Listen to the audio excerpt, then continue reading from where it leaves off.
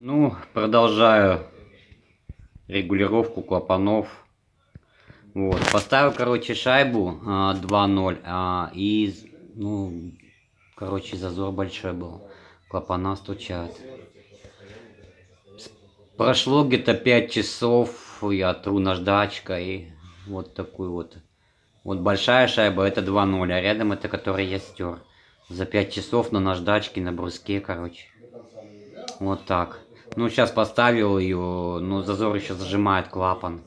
То есть надо еще подтереть тонкую. Сейчас дотру и скажу, как будет это работать.